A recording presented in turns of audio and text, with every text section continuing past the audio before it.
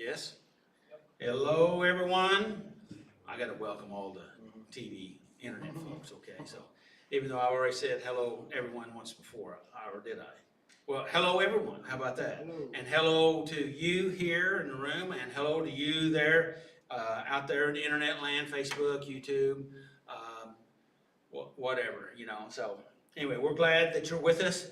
This is Saturday Night Live Life Recovery Ministry. What's Saturday night, if this is your first time that you happen to see it, Saturday night is about dealing with life. Saturday Night Live, and life recovery. And it's about everything. It's not just about drugs. It's not just about alcohol, but it is. There are substances, but it's all the different substances and all the other acting out type behaviors. You know what that means, acting out type behaviors? Compulsions, just all those things that drive you. In fact, I believe, now this may make some out there in internet land a little uncomfortable, but I believe that everyone has at least one and probably multiple different types of addictions. But we sometimes explain them away, or we don't really recognize them. We don't realize them. I've always thought it was kind of funny when folks have come to the meeting. They said, I didn't come because I had any drug or alcohol issues, but then I found out how messed up I was. And they blame it on me that they found how messed up they were. Yeah, and actually they just didn't realize, and trouble is we don't realize. And if you go through the steps, and we're dealing with the last week of step 3, and we'll be talking about that here in a moment, but that step 12 is talking about spiritual awakening. And most of us are asleep. We're walking through life asleep. How many would agree with that? We live in a fantasy. We deny. We zone out. We disassociate. We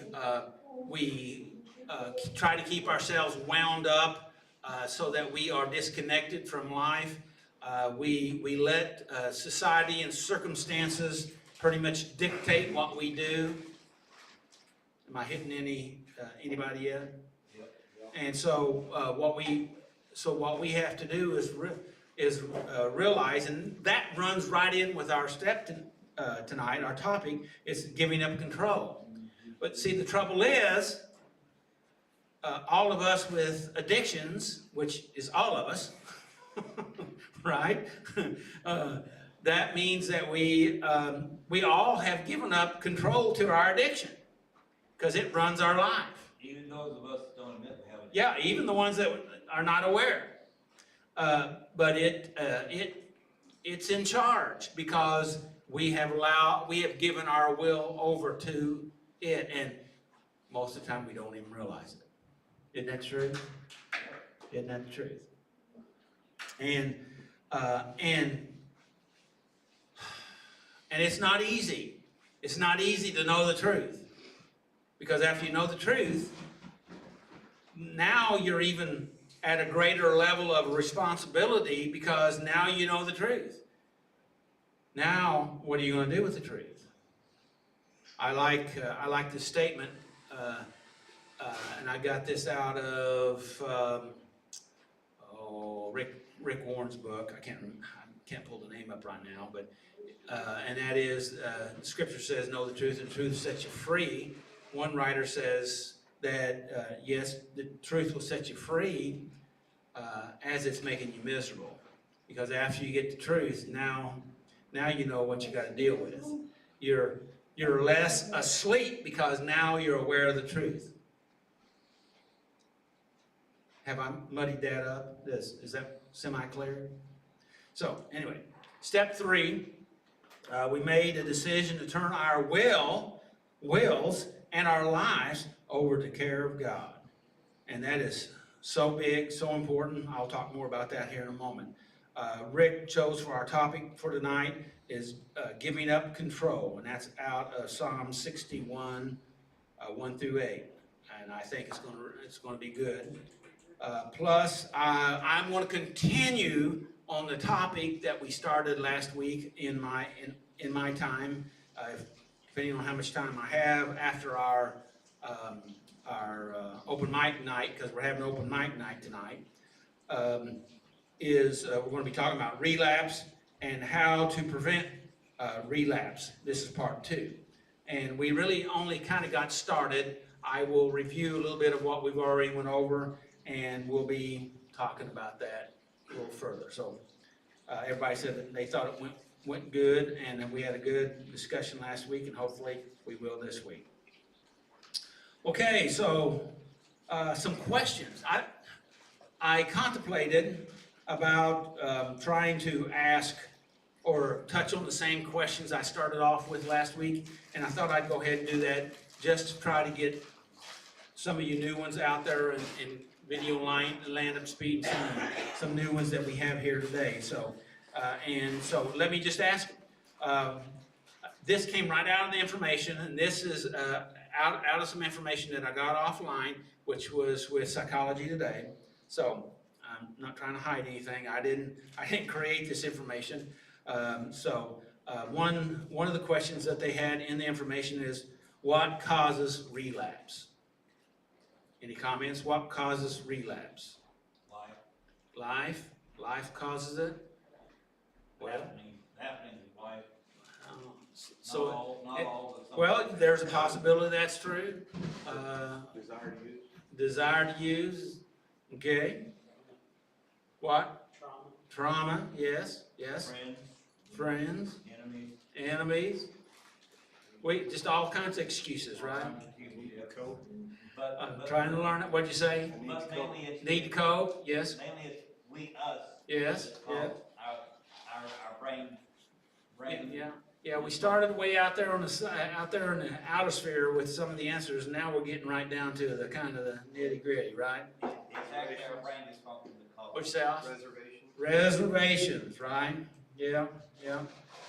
But and as we talk about relapse, we're going to be talking about different kinds of relapses, and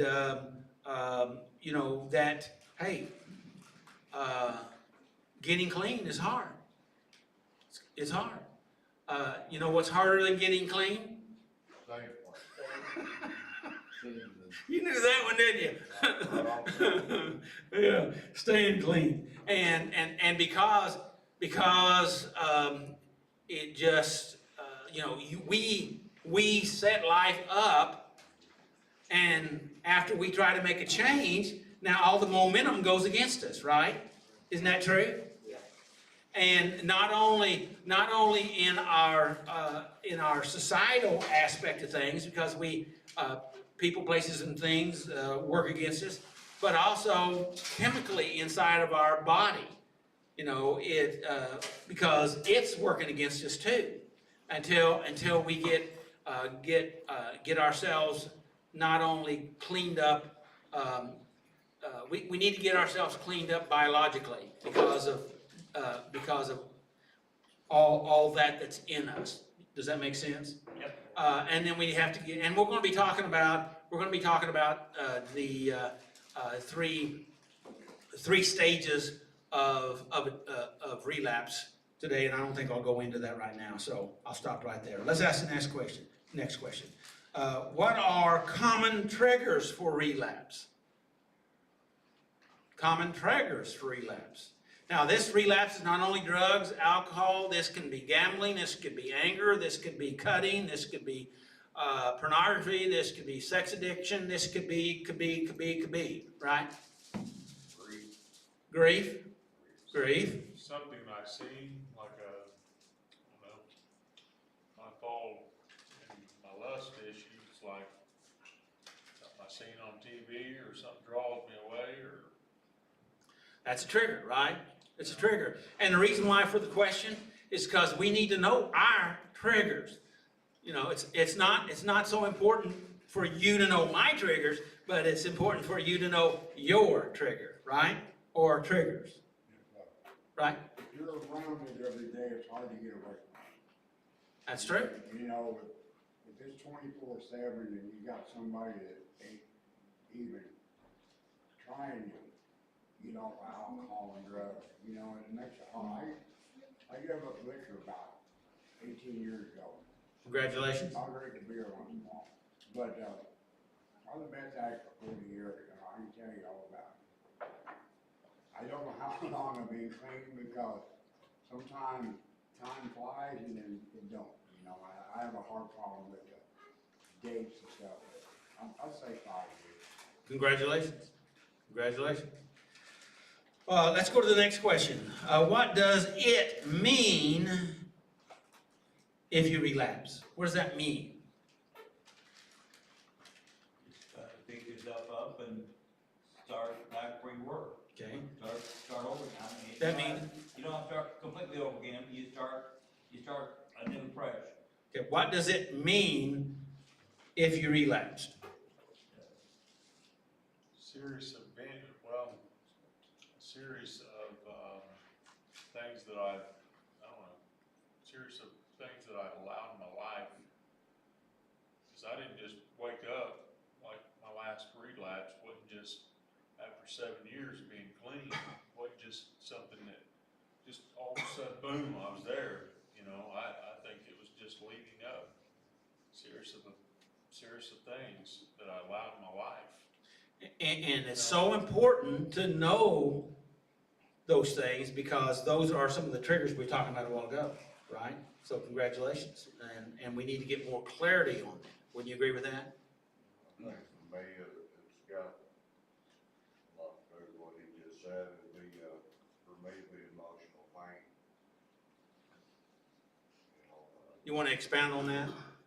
well, it's just like grief, the loss of someone, you're wanting to not deal with it. Not deal with it. And it's so easy to pick up and get back into your addictions because that's a way to mask it.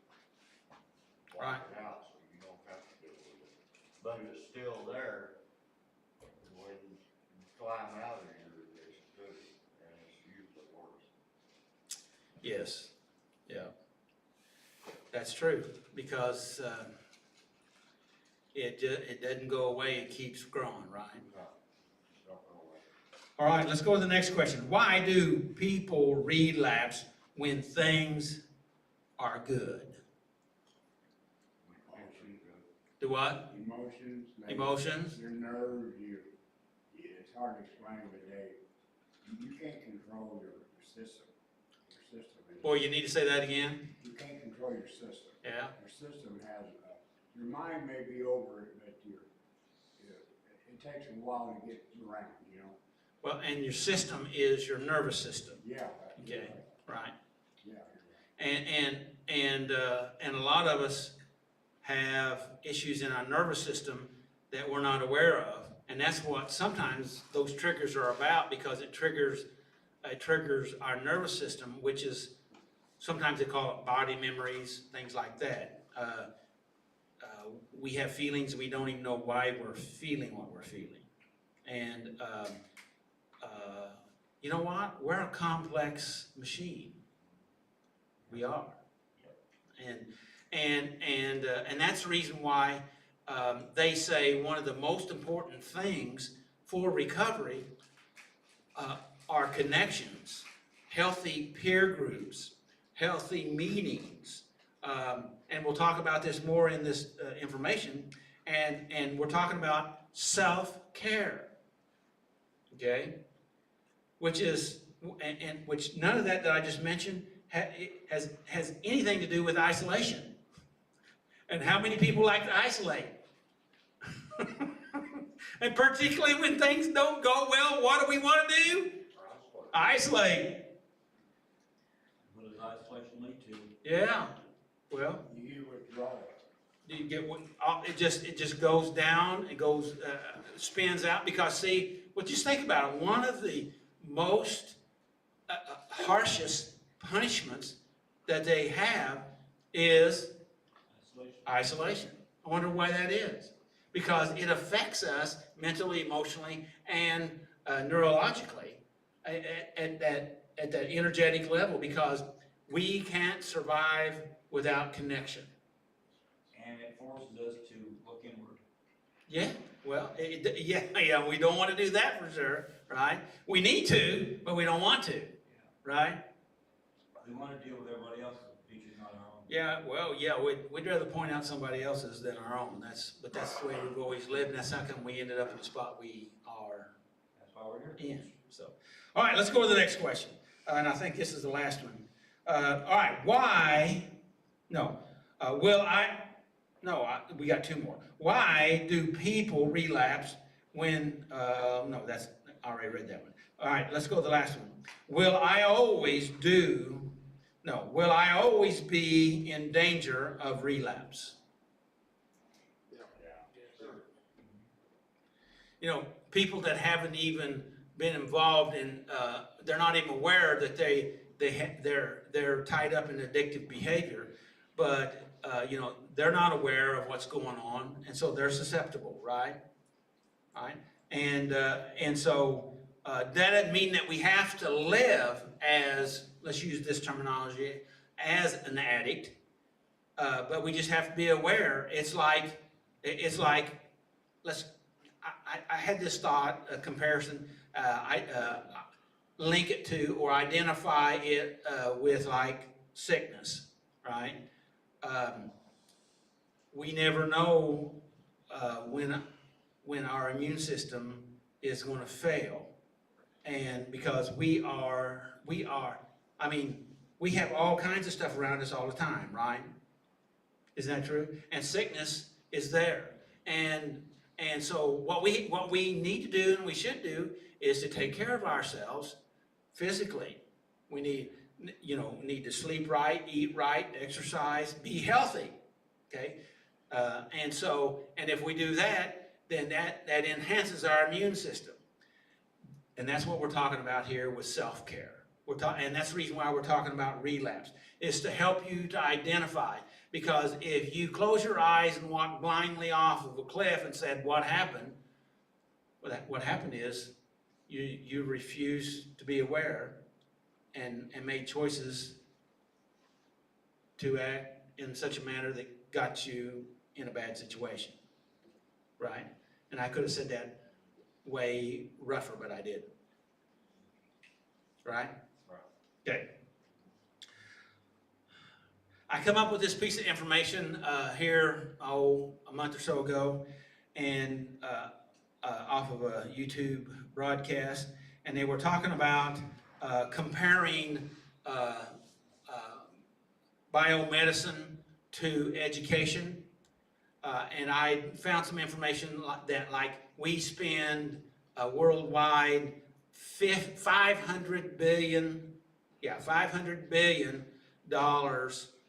on biomedicine a year, and I found some information today said that we spend I think $1.2 trillion.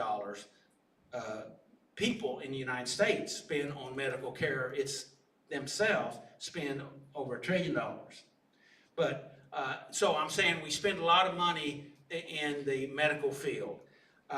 And this information was pretty interesting when they compared biomedicine to education. And the stats were that for every one life that biomedicine saves, education saves 8 lives. Sounds strange? Education, and of course, some of the research has to do with, academics, as far as, going from a high school degree to a college degree, and how that improves your ability to make healthier choices in life, to eat better, to do better, to live better, and to be able to have, of course, more income, things like that.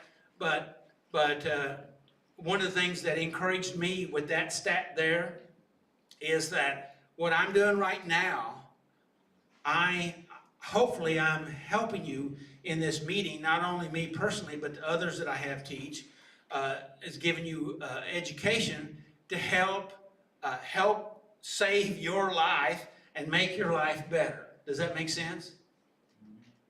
All right? And the stats show that education, learning, what you're doing right now, actually produces more results than biomedicine. That sounds kind of weird, but that's what the stats say, according to the studies. What do you think about that? Now it's prevention's worth a pound of cure. So education makes a difference. Learning something new, that's the reason why I've been saying the last several weeks here, is that one of the secrets of getting better, your life getting better, is to learn something new every day. Feed your mind, feed your heart, feed your spirit. Okay? All right? It would be best if we feed it every day. Yep. And it makes a difference. Because see, if you change your thoughts, then that means you're going to think differently. If you think differently, then that means you're going to feel differently. Correct? Isn't that correct? And if you feel differently, then you're going to behave differently. Right? Whether it's recovery information, whether it's scriptural information, whether it's inspiration information, all of that can help us to have a better life. Right? So, let's see. Was there anything else I wanted to say? I think probably I've said enough here right now. So, anyway, that's what we're gonna be covering, and I think I want to say that we have a wicker basket over there on the table there where John's at. That's for offering. If anybody has any offering they'd like, they can drop it in that. Also, we have the recovery armbands for recovery time, and we have them available here in the meeting. Also, for you out there in internet land, if you want one, hey, we invite you to come to the meeting, get one, or make contact with us, and we'll do our best to try to get you one. So what we have here on armbands, the white bracelet is for 1 day or 30 days. Green is 30, orange is 30, green is 60, maroon is 90, blue is 6 months, yellow is 9 months, glow in the dark, which is a white, but it's glow in the dark, is a year. Gray is 18 months, black is 2 years, silver is 5 years, and gold is 10 years. And so we just, is there anybody that would like an armband in here today? Anybody? John will bring you one. John, right there, right there. All right. So is there anybody else? Okay. All right. And also Pat back there. All right, so we're glad you're here. You're welcome to be here, and you being here makes us all better. It really does. So, all right. And we're going to start off with reading of the 12 steps, and Willie's going to come up and read the 12 steps for us. So, welcome, Willie.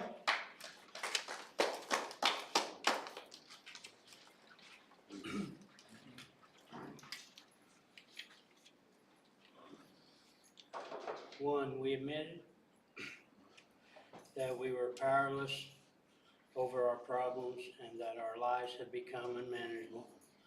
2, we came to believe that a power greater than ourselves could restore us to sanity. 3, we made a decision to turn our wills and our lives over to the care of God.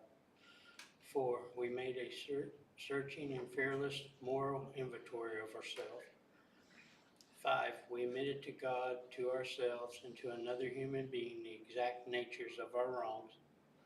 6, we were entirely ready to have God remove these defects of character. 7, we humbly asked God to remove our shortcomings. 8, we made a list of all persons we had harmed and became willing to make amends to them. 9, we made direct amends to such people whenever possible, except when to do so would injure them or others. 10. We continue to take personal inventory, and when we are wrong, promptly admit it. 11. We sought through prayer and meditation to improve our conscious contact with God, praying only for knowledge of His will for us and the power to carry it out. 12. Having a spiritual awakening as such results of these steps, we try to carry this message to others and practice these principles in all our affairs. Thanks, brother. Thank you, Eli.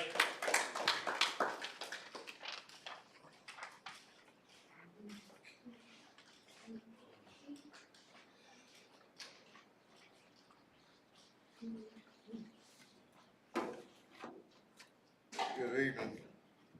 Good evening. Everybody's doing great tonight. This is step 3. And it's entitled Giving Up Control. And this is out of Psalm 61, 1 through 8. This is one of my favorite passages in the Bible. It's actually a prayer, really. And anyway, it says, "Oh God, listen to my cry, hear my prayer. From the ends of the earth, I cry to you for help when my heart is overwhelmed. Lead me to the towering rock of safety, for you are my safe refuge, a fortress where my enemies cannot reach me. Let me live forever in your sanctuary, safe beneath the shelter of your wings. For you have heard my vows, O God. You gave me an inheritance reserved for those who fear your name. Add many years to the life of the king. May his years span the generations. May he reign under God's protection forever, and may your unfailing love and faithfulness watch over him. Then I will sing praises to your name as I fulfill my vows each day." And I really like this song on here too. It speaks volumes to me. It says, "The thought of turning our wills and our lives over can be attractive. When we give in to our dependencies and compulsions, are we giving control over to another power? Aren't we in some way giving up personal responsibility for our lives? When we are overwhelmed and want to escape, our addiction can make us feel strong. Safe, attractive, powerful, happy. So in a sense, we are very comfortable with the thought of giving up control of our wills and our lives. We can take steps to change our focus and turn our lives over to God instead of reverting to the hiding places of the past. The Apostle Paul touched on this contrast when he said, "Don't be drunk with wine, because that will ruin your life. Instead, be filled with the Holy Spirit." Ephesians 5:18. When we are overwhelmed and in need of some kind of escape, we have a new place to turn. King David declared, "The Lord is a shelter for the oppressed, a refuge in times of trouble. Those who know your name trust in you. For you, O Lord, do not abandon those who search for you." Psalms 9 through 10. David also wrote, "From the ends of the earth I cry to you for help when my heart is overwhelmed. Lead me to the towering rock of safety, for you are my safe refuge, a fortress with my enemies cannot reach me." Psalm 61, 2 through 3. And here in the workbook, got a couple of questions. Well,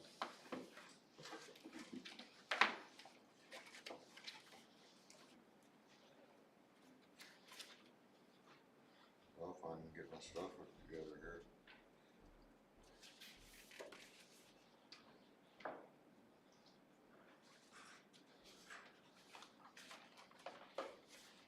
All right, the first question is, where did I get the illusion that I can control other people or my circumstances, job, or my life?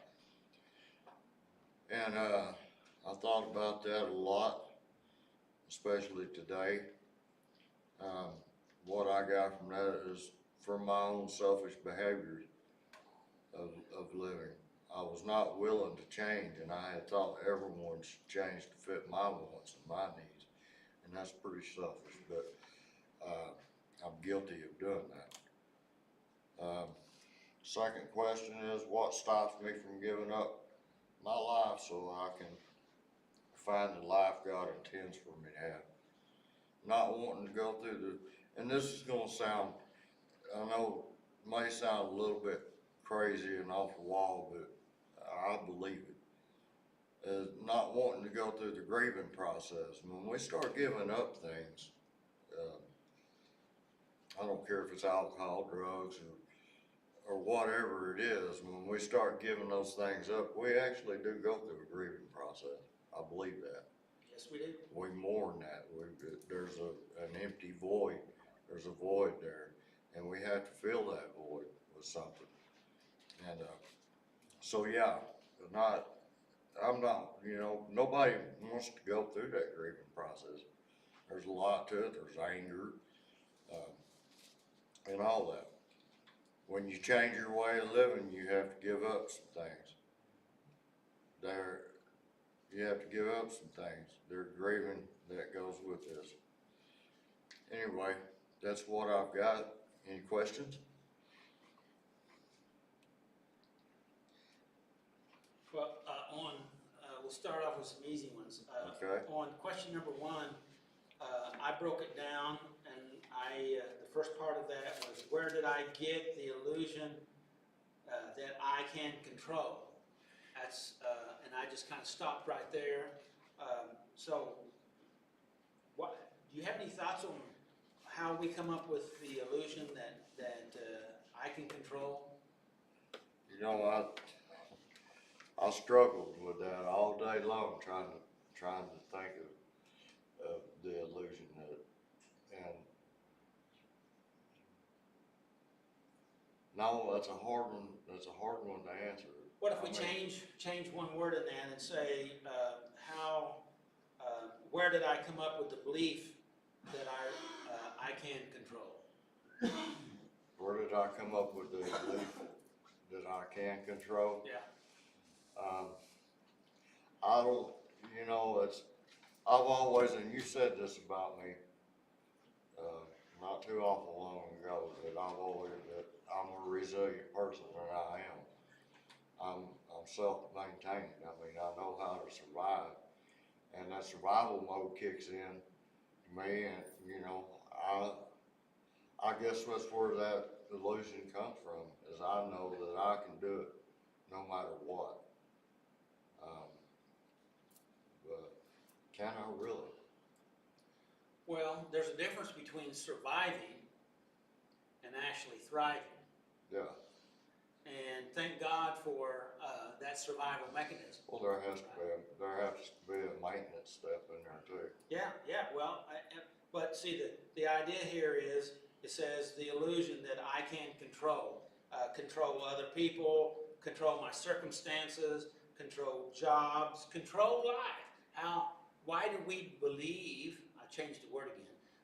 Why do we believe that we can control everything in life? Like I said, I thought about that all day long. And that's hard for me to come up with an answer, because I don't know where that comes from. Because in all reality, I can't even control myself. I mean, I'm more than 3-time loser. I've been down this road a lot, and I've endured relapses after relapses after relapses. So I know that I can't control my own life. How am I gonna step in and try to control somebody else's life? Anybody else have any comments on that? So like I said, I struggled with that question all day long. Well, good. That's a good thing, right? Yeah, that's a good That thing. is a good thing. So, Anybody else have anything to add on that before I go to the next question?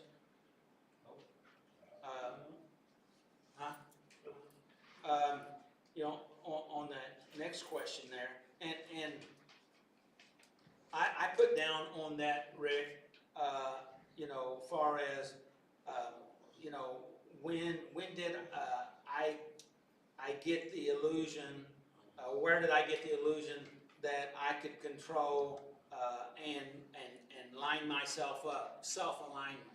You know, that it's all about me, it's just about my aligning myself. What do you think about that word, self-alignment? Well, you know, I can line myself, but I'm aligning myself with the wrong thing. I need to be aligning myself with what's in here. In God's word, I need to be in line with what is in this book here. And that would be truth, right? That would be truth, exactly. That would be truth because, you're making this a little bit clearer for me now. Because in all reality, I lived in a lie. There you go. I did. And, you know, still probably do. Well, Even though I'm not living in my addiction anymore. Like I said, you go through that grieving process and you don't want to turn loose of it. But yeah, truth, honesty, exactly. I want to be, hopefully, later on, I'll be talking about lying and how that affects us. Good. And how lying is a sign of relapse. What do you think about that? It is. What do you think? Lying definitely is, and like I said, lying to yourself Right, is where it starts at. yeah, And then it bleeds over into other people, and other people can see that, and other people, I can tell when somebody's fixing to relapse. I really can, because their whole demeanor changes, and they start lying, little bitty lies here and there, and you start catching that. People catch that stuff, so, yeah. well, I think. We don't want everybody to see inside of us. You know, so that's where the lies come from, is you're not wanting people to get inside and see what's really going on. Well, that's the hiding, Yeah. and, you know, it started in the garden with Adam and Eve. Mm-hmm. You know, they didn't want God to see them. Right. How foolish Yeah, is that, right? God sees it all. But everybody sees a lot of it, if not all of it anyway, right? Right, exactly. So, I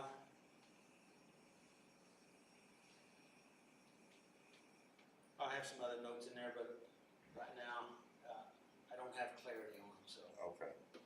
Thanks. Well, I appreciate your questions. Appreciate everybody allowing me to share. Hope you have a good night. Thank you. Thank you, Rick. Thank you.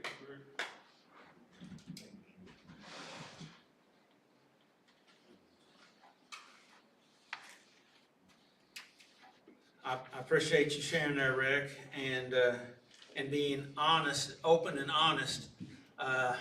Not everybody wants me to ask them questions in the front of a group, and so I try to be careful and respectful in that. And by the way, you never have to respond to anything I say, as far as in a question. So. You know, I'm not here to harm you. It may hurt a little bit, but it's not meant for harm. Does that make sense? Yep.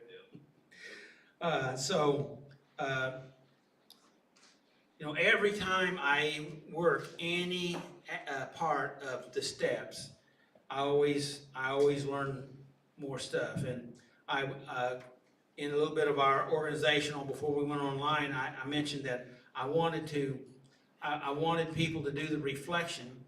I want us to shift a little bit and do a little bit more of how that step has worked in our life, as far as what story is there. And you know, so I reflected on that. Our reflection person wasn't able to be here tonight, so I'm covering that slot.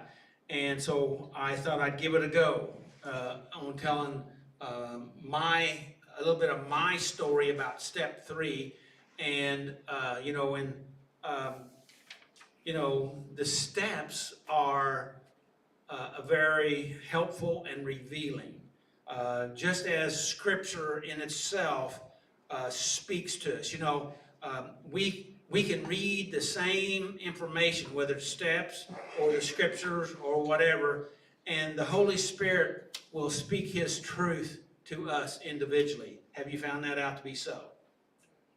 And that's so important, so important. And so that means you don't have to believe what I believe, but if what I believe lines up with truth and you recognize the truth, then hopefully that will have a positive effect in your life. Does that make sense? But step one is we admit that we were powerless over our problems and that our life had become unmanageable. You know, that's really a powerful step, which we spent a whole month on that. And I just wanted to read the first 3 steps and then conclude on step 3. Step 2 is we came to believe that a power greater than ourselves could restore us to sanity. You know, our desire is to move from a chaotic world system that we live in, because we are in that, and it's an insane chaos, and move from that insanity to become more and more sane. And that's what recovery is. Wouldn't you agree? And and the trouble is, we can't do it on our power. And that's kind of what we were talking about with Rick a while ago. And then step 3 is we made a decision to turn our will and our lives over to the care of God. And for me, my story about step 3 is, you know, that's, everybody complains about step 4, but actually step 3 was probably more challenging for me mentally and emotionally because as Rick was talking about, he used the word self-contained. That's for a lot of the place that I believe, because, you know, I grew up thinking that perfectionism made things better for you, and that even though I wasn't perfect, couldn't be perfect, but that didn't change my beliefs any. You know what I mean? Didn't change my belief. I believed I should be, and even if I did better wasn't good enough because it wasn't perfect. Because if I could do it, it wasn't perfect, so it wasn't good enough. And the belief is that if I could be perfect, whatever, which is a misnomer, then I would be acceptable. And if I'm acceptable, then I wouldn't be rejected. Okay? And so, because all of us, we have that instinctive desire to want to be loved and to belong and to have that connection. That's a God-given desire in all of us. Okay? And so, but it also makes us vulnerable. Anybody here love being vulnerable? I didn't figure I'd get any hands. And so, see how quick I went through that. And so, making that decision to turn my life and will over. Well, I wanted God to have my life. I wanted to be saved, but at the same time, we don't want to let go of I didn't want to let go of the steering wheel. Anybody know what I'm talking about? And why is that? Is because, well, I trusted me all my life, and it's scary to try to trust somebody else. And I know where I want to go, and God may want me to go somewhere else. And that's true. That's true. And the trouble is, particularly for us men, we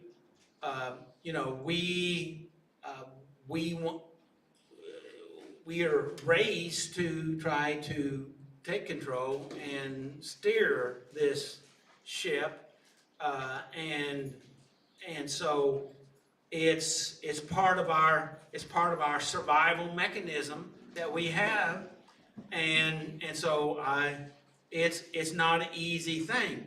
But as Rick covered quite well in the step information, that we use we use substances and behavior to help us to manage our life or to cope with life or to get through life. You know what I'm talking about? We turn our life and our will over to it. We didn't really realize we did that, but we did do that. Isn't that true?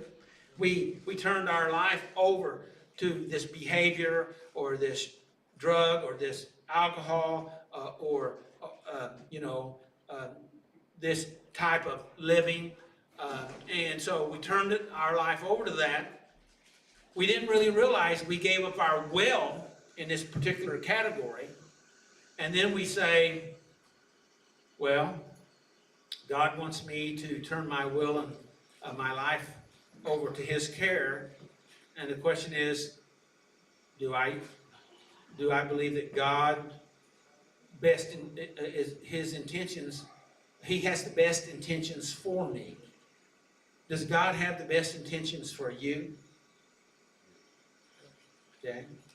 And that even if, to use your statement a while ago, John, even if God wants us to go in a particular place,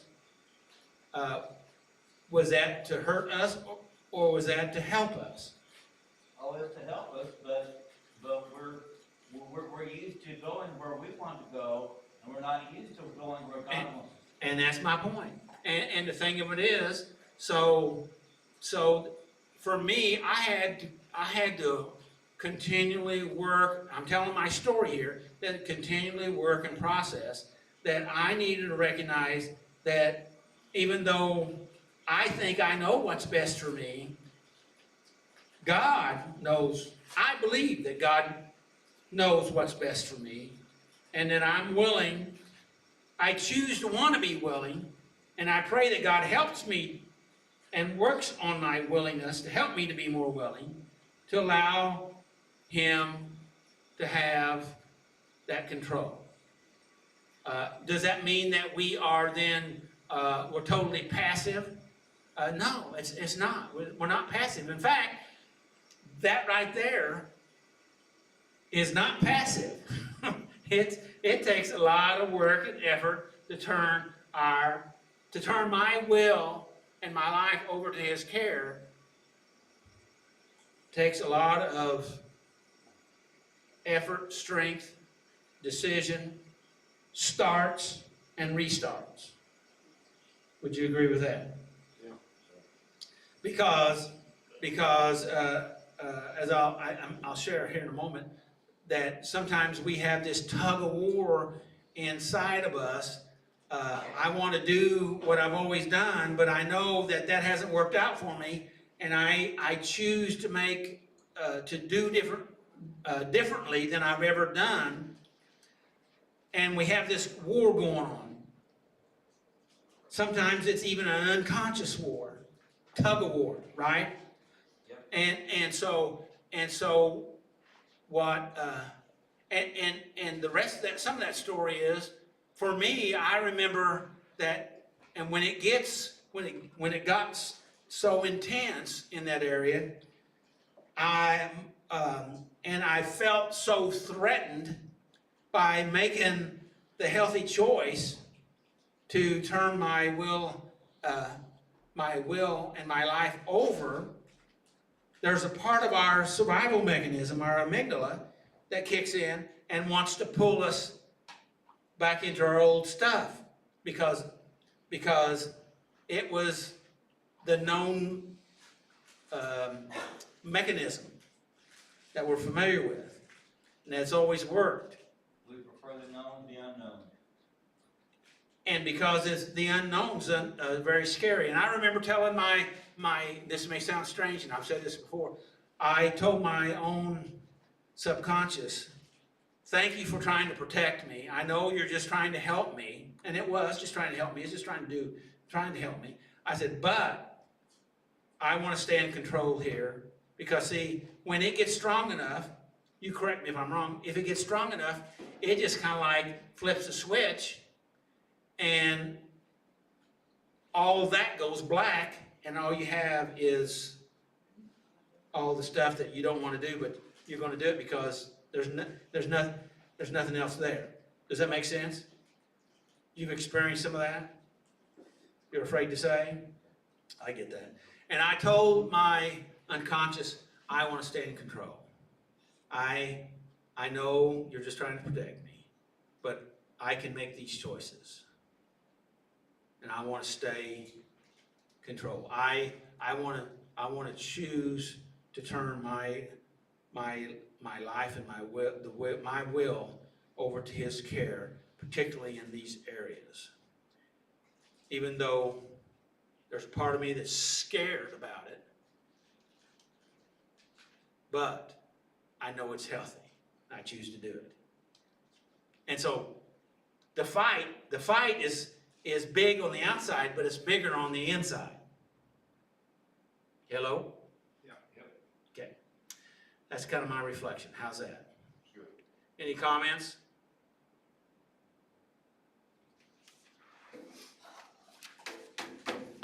Well, I'm going to switch into open mic time then, okay? Anybody here that would like to share anything in the open mic time, you can come up here and speak 3 to 5 minutes. You can be on whatever thing you'd like to share. Can you sing and play piano? Just kidding. Yeah. We can do it at our imagination, and maybe that'd have to be good, but anyway, we'll stop right there. So if you have something you'd like to share, if you want to say, even if you don't have a particular topic you want to share, you might want to talk about how this meeting has affected you and how what you like about it, or maybe what you don't like about it. If you want to say that. So anybody want to share? Again, you can come up here or you can stay out there. Nobody? I like what you do, and I hope we learn how to do it. You like what I do? I like what you do, and I hope we learn how to do it. Oh, okay, all right. Okay, well, awesome, thank you. Amen. Anybody else? Going once? Going twice?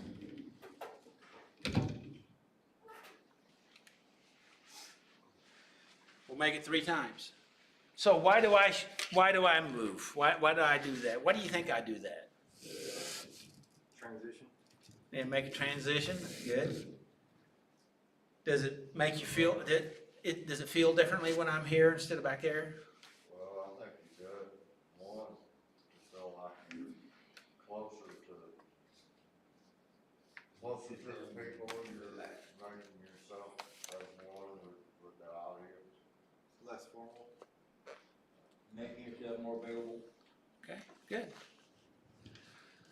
Well, last week we started talking about relapse and how to prevent relapse. And this is again part 2. And we talked about relapse, and I want to start off again. This is out off the internet, and this is the Psychology Today, right off of Psychology Today. Hello, come on in. The beginning here is that the general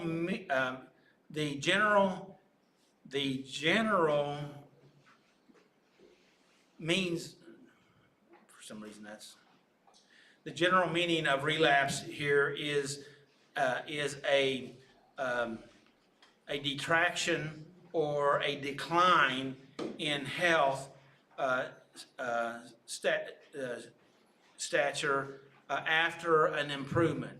In other words, you got better, and then you had a decline, and you went backwards, relapse. So that's the beginning of the definition. And in the realm of addiction, relapse has a more specific meaning, and that is that a return to substance or use after a period of non-use. So whether it's use or acting out, if it's not substances. So you go back to do that, and it can be a week, it can be a month, it can be a year. Relapse is common enough in addiction recovery, that it is considered a natural part of a difficult process of change. Okay, I want to say that relapse is common, and it's considered a natural part of a difficult process of change. And the bottom line here is recovery is a challenge. Whether it's changing, well, recovery is not just changing your behaviors, but it's also making some changes internally, whether it's emotionally, whether it's mentally, okay? And that's not easy. So when we're talking mentally, we're talking about rewiring our brain, okay? And because our brain is, we have caused our brain by our thoughts and our choices, our emotions and our behavior, we've caused our brain to be wired up in a particular way that it is. Does that make sense? All right? So you've heard, I don't know if you've heard this statement or not, but what in your brain, what fires together gets wired together. So whatever choices that you have continually made, those neurons fire together, and then they get wired together, and it causes a neural pathway. So when we're trying to get clean, when we're trying to change our life, when we're trying to make healthier choices, live in a different way, do things differently, we have to rewire our brain. And not only do we have to wire our brain in a healthy way, but that we have to allow our brain to unwire or diswire what we had wired up. And it takes some time. Again, it's a process. And it's a challenging issue, relapse in recovery. Nobody likes to relapse, and I'm not giving anybody permission to relapse, but the fact of it is, depending on your education, what you've learned, what you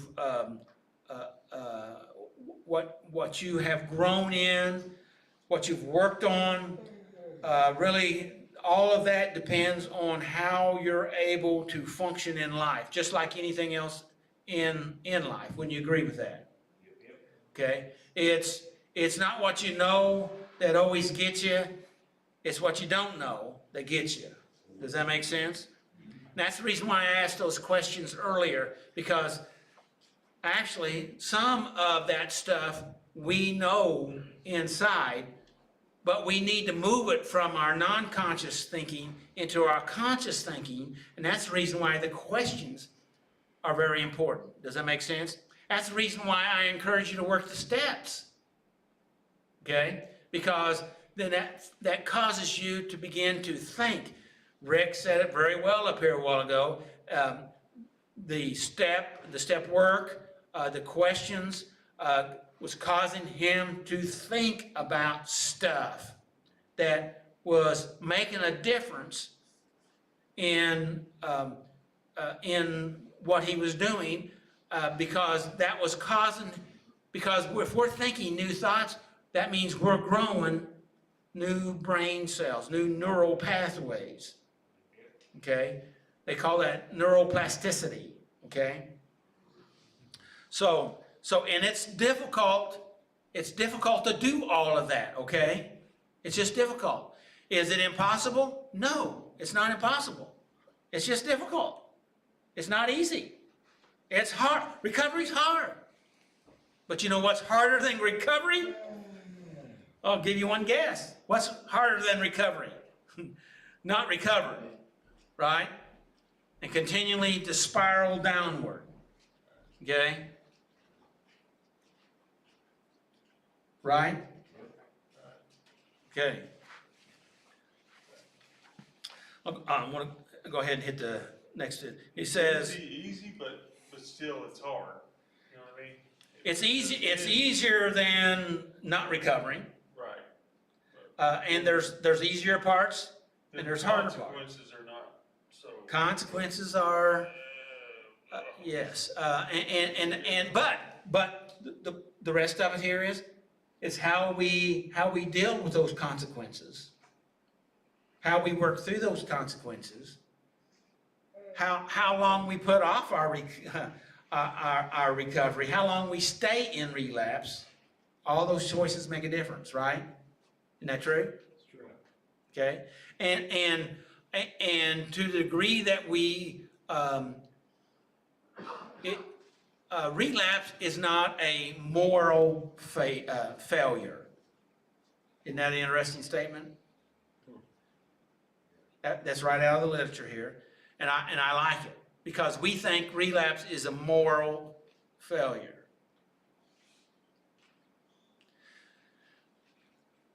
Well, what is it then?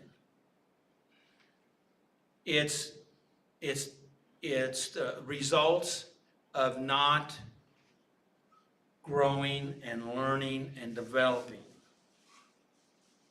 Okay? Because we in our addictive behaviors have set the deck against us. Right? So it's hard. But is it impossible? No. We allowed ourselves to either get sucked into, or we decided to go into those life situations, and now we have to decide, I got to make a change. I have to make a change. Now the trouble is that anytime you make a change, whether it's you move to a different house or you move to a different job, oftentimes your brain wants to take you down the old path. I remember when I moved house, I realized I moved from where I used to live in Galena, and I remember this. I was thinking about this. I moved over to Carl Junction, and I was in Galena before I realized I was on the wrong path. Okay? I went the wrong place. And my past behaviors would have said, well, just be mad, beat up on yourself, punish yourself, and that'll teach me not to do that anymore. You recognize that? And I said, no, let's don't spend time and energy on beating myself up. Let's just find some place to turn around and turn around. There's no sense in wasting any more time and energy on going where I don't want to go. I just need to turn around and go where I want to go, where I need to go, right? Making that decision. So we have all this up there, and because Apostle Paul said it in Romans chapter 7. He had these at least two parts. Do you have at least two parts? You probably have way more than that, but you just don't know of them all. But that doesn't mean that you're schizo. It just means, Dr. Carolyn Leaf says we have 200 different parts in our brain. And you know what? Our brain, all these different parts do different things at the same time. Isn't that interesting? Yes, it is. Sometimes they work together, and sometimes they work independently. But what we have to do is we have to recognize that we have to stop tearing ourselves up, because if we just beat ourselves up, that keeps us stuck in our relapse even longer. Isn't that the truth? Yep. Right? And then we have, and we'll talk about some of this, but we'll even say, and we talked about some of this last week, we'll even say, well, since I'm already here, I might as well just blow it real good. All right? And the trouble is, then, because the further we go, the harder it is. Well, let me ask you, the further you go, isn't it harder to turn around? Isn't it harder to stop? okay? So wouldn't it be better to start backing this up a little bit at a time? If we relapse, the idea is not to go as far as I did the last time. Yep. And even if I do go, I need to catch it when I can and start backing it up. Now, we learn from every experience. Every relapse is your teacher, is it not? There's something there that you can learn and that can help you, and you need to learn it because that relapse took you over. It grabbed you, all right? Maybe you participated to some degree, but not all of you did, but a part of you did. Does that make sense? Because there's the other part saying, don't do that, don't do that. How do I know? Because that's the way that it is, right? And so, because we have these at least dual systems going on, right? According to Apostle Paul, at least. So, it says that between 40% to 60% of every individual will relapse in the first year after treatment. Now that's a lot. Why is that? Because it's hard to turn these things around. And if we can learn, if we can have self-care, if we can deal with ourselves, we can minimize and even possibly, I'm saying possibly, prevent those relapses. But definitely minimize. And it's how you learn, how you grow, and how you do self-care, okay? Because just like the immune system I said a while ago, if you have strengthened your immune system, you're more apt to stay healthy. Isn't that true? But have you ever known anybody that had a really healthy immune system and they still got sick? Yep. All right? So that's because it's complex. There's a lot going on there. But it's always better to try to be as healthy as you can be so that you can be as well as you can be. When you agree with that? And that's the same in recovery, right? Now, if you choose to dance along the edge, the real reality is you're probably going to fall off the edge somewhere. Isn't that true? Oh, it's not going to hurt me, or one's not going to do it. It'll be all right. They're my friends. I can hang out with them. Just because I'm there doesn't mean that I'm whatever. Then yeah. So, and I'm still reviewing, but I'm just about done with that. And so, relapse is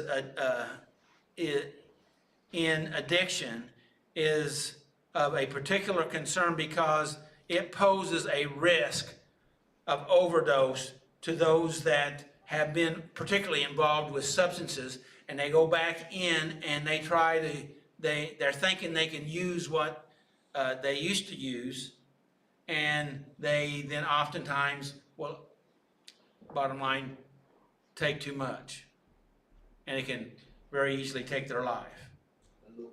Isn't that the truth? Some things that we're going to be talking about in this information, and by the way, it's going to take a long time to get through all of this. And some of the topics we're going to be dealing with is, what does relapse mean?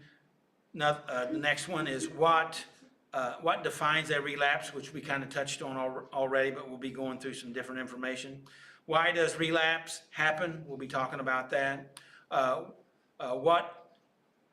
What to do if you relapse? We'll be talking about that.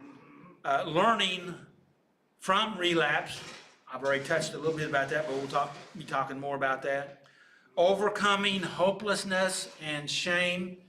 I didn't use those words a while ago, but basically, oftentimes when we get all wrapped up in hopelessness and shame, we hopelessness means we feel like we don't have any hope. What use is it? Shame means not that I've made a mistake, that I am a mistake, and so I just, I deserve what I get, so I just continue to go into the abyss, so to speak. The last one is maintaining recovery and preventing relapse. The topic that I want to touch on real quick here is how to prevent relapse, and that is research has found that getting help in and for recovery from supportive therapist or therapy, or from support groups from your peers, which that's what we have here, and other places, can prevent and minimize relapse. That is so important. I don't know, probably 10 years ago, I read an article about one of the biggest causes of substance abuse is boredom, being bored. And of course, it's kind of funny, they of course do most of their experiments on rats, but rats, if they're bored, they'll hit the cocaine until it's all gone, and which will kill them. But if they have another rat buddy with them, then they won't hit the cocaine water. They'll use the other water because they're not alone. And so boredom, and oftentimes boredom comes because we've isolated, we disconnected, we pulled out, we've stopped connections. Now, we can be with people, but just because we're with people don't mean we're connected to people, right? Hello? Right. Okay? And so we're talking about emotional connection. And what does that mean is that you're able to relate. We can relate emotionally. We understand, not fully, but to some degree, what's going on. All right? And so we need to have those connections. One of the scriptures that I really like in the Old Testament is when Hagar ran away from Sarah and Abraham, and she ran into the desert because she was mad at Sarah, and she and this is really neat. God came to her in the wilderness, in the desert, and interrupted her fleeing from them, and she said that he was the God that sees her. In other words, he understands what's going on inside of me. That is so important, to have connections with people that they know what's going on inside you. They can see you. We was talking about hiding a while ago and avoiding and not wanting people to see us. But when we willingly allow people to see us, and we recognize that, it changes us. Does that make sense? Yep. And we want that, but we're scared of that. We need that, but we avoid that. Isn't that true? Yep. Okay. Well, I got a little piece of confirmation there, right? So, and so what we need to do to help prevent relapse is we need to have these connections, and we need to learn how to address our negative, toxic thoughts, which I talk about all the time. They make reference to CBT, which is cognitive belief therapy. I learned the system back in I think in the late 70s. It was RET, and then they changed it to REBT, which is was rational belief therapy in the first, when I first learned, but then they changed it to rational emotive, REB, belief therapy. And so we need to recognize what's going on. And now for me, that was a big place to help me to make my transformation, because I was trying hard, but I wasn't making the connection with the truth. Can you know the truth but not really be connected to the truth? Yep. Okay, that's kind of where I was on a large scale. Okay, and I took this class on the RET, and I realized what I needed to do was I needed to overhaul my thinking, because my thoughts were distorted. And that's what I was talking about a while ago about in relapse, is we need to overhaul our thoughts. Okay? Now, I've learned since that helped me turn my life around, but and one of the reasons why that was so effective for me, I believe, is because I had cut off my emotions. So I disassociated from my emotions, and so I primarily recognized that thoughts were very important. But if I was living by a lie, then I was going into unhealthy places. Because if you live by a lie, that's not going to get you what you really want. Isn't that true?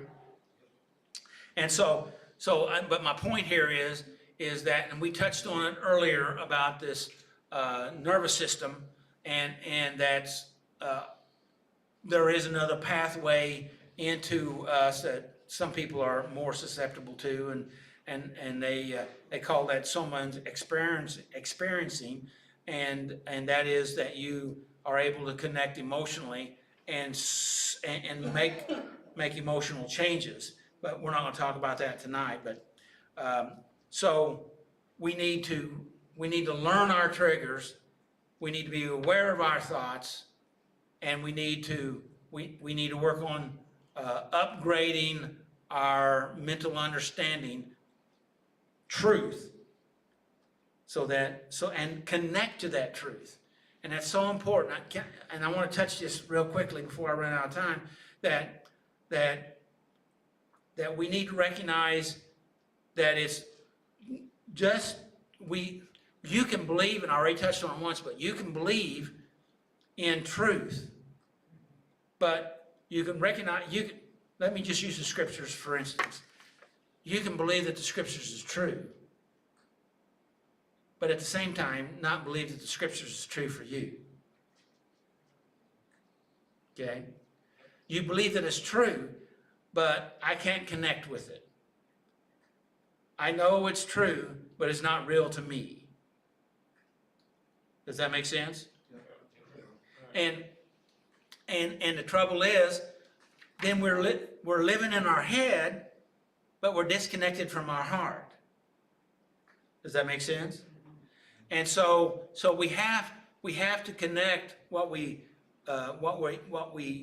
believe intellectually. We believe what the truth is, and we have to emotionally agree with what we believe that's true in our head, and that's not always easy to do. We have a conflict between what we're thinking or what we believe, what we want to believe, and what we emotionally believe.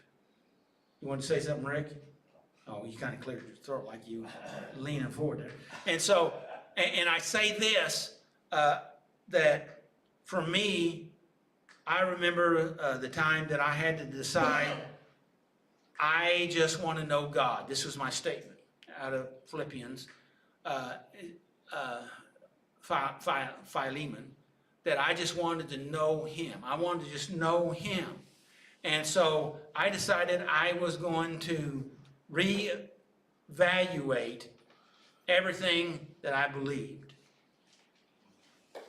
I wanted to make sure that it wasn't just what somebody told me that was true, or even what the Bible would say that was true. I wanted to know that it was my truth. Because that is the truth that sets us free.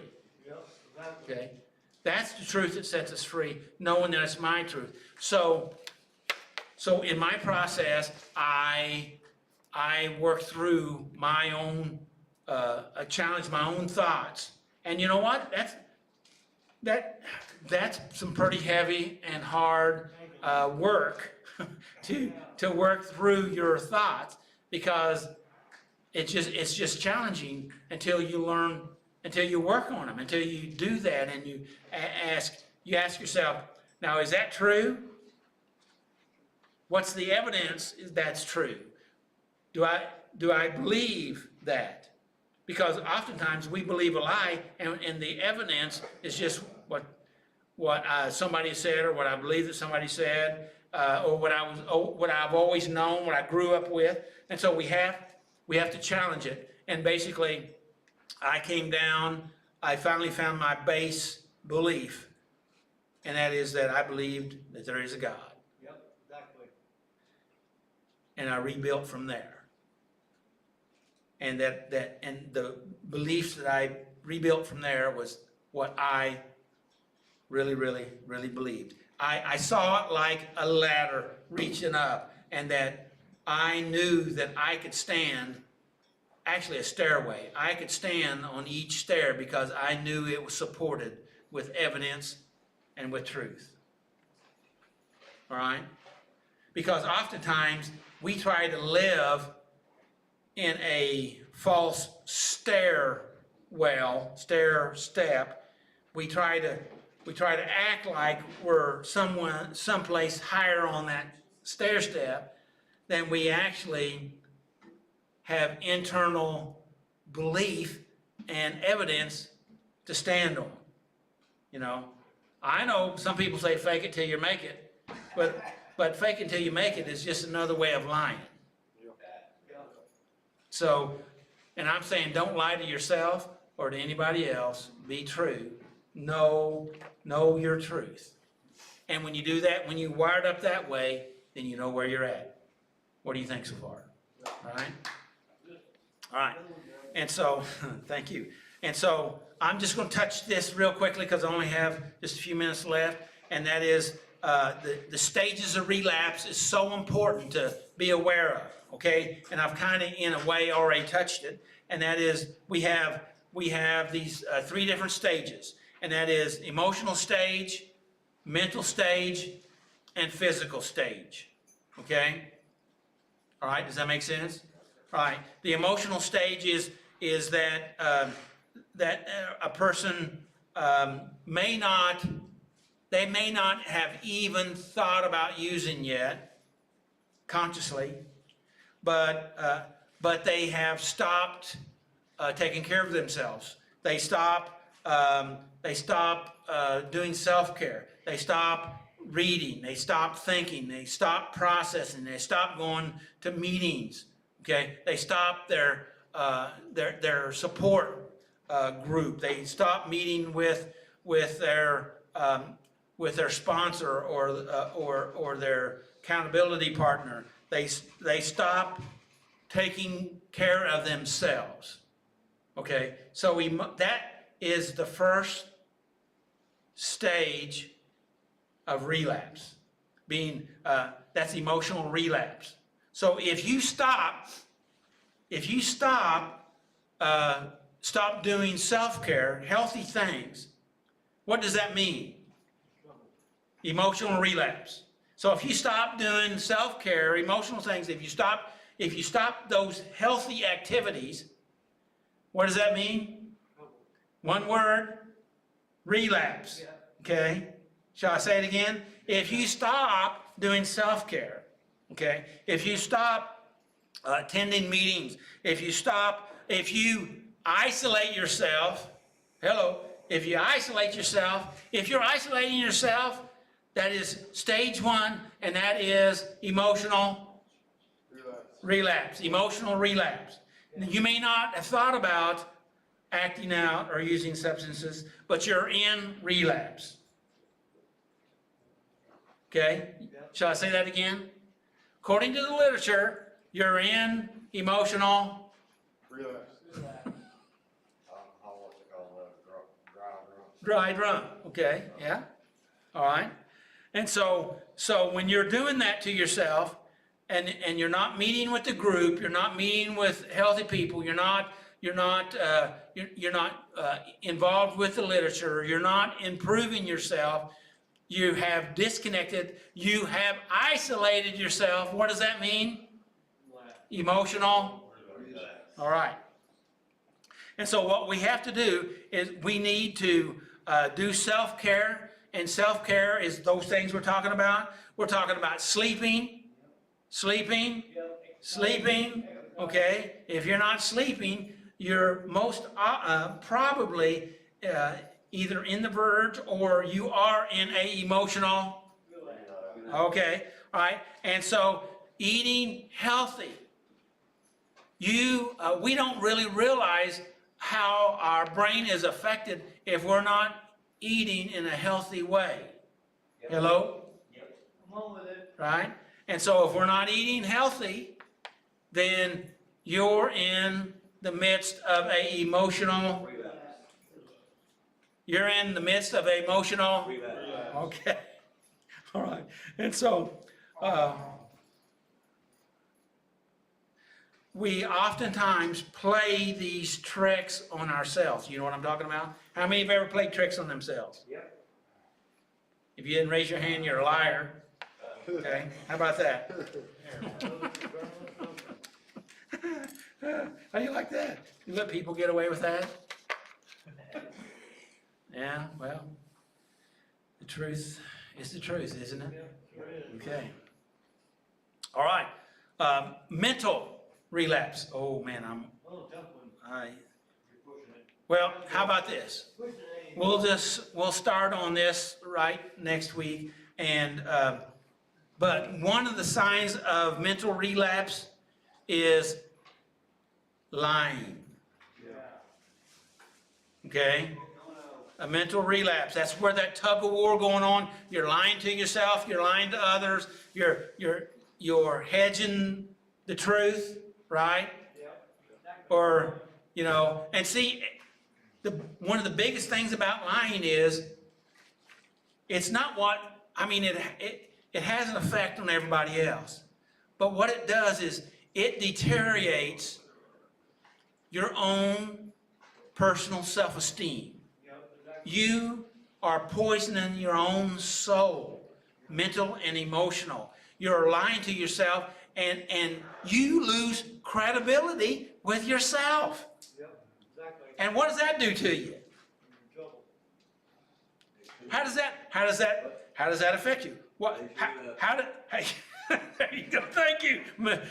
You're in a relapse, right? Because you're lying to yourself, you're deteriorating yourself.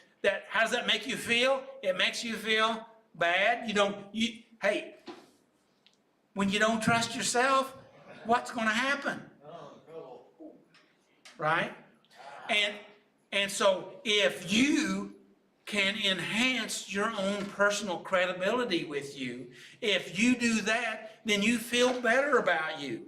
And if you feel better about you, then your behavior is better, right? Okay? So lying is so important. And I know we talked about lying here. We talked about it last week, and I think the week before that, because the fact of it is, the scripture we read last week was that God is not a man, and that he does not lie. And basically what I got out of that is, well, God's not a man, so he's not going to lie, but we humans that are men are liars. And so what we have to do is we have to work on changing that, the bottom line. And that's I want that to be the biggest takeaway from tonight, okay? And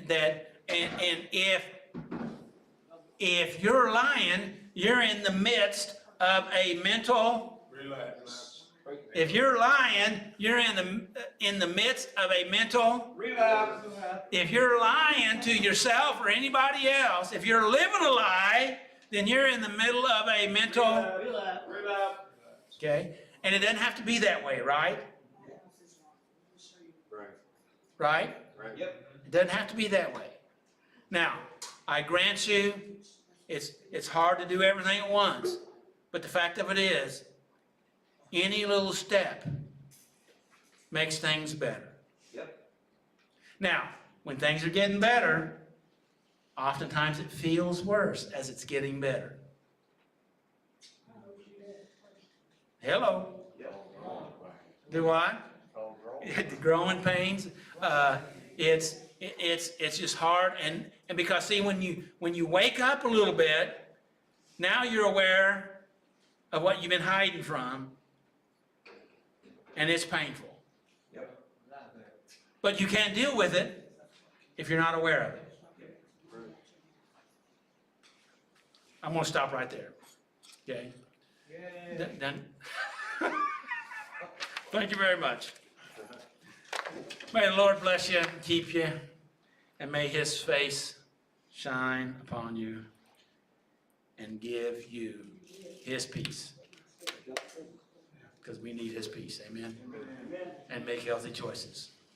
No matter what, don't sabotage yourself. Don't sabotage yourself. Make healthy choices.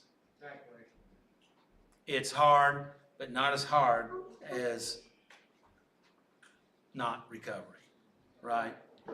Than destruction, than self-hatred. Okay? All right? Okay, I'm just going to have to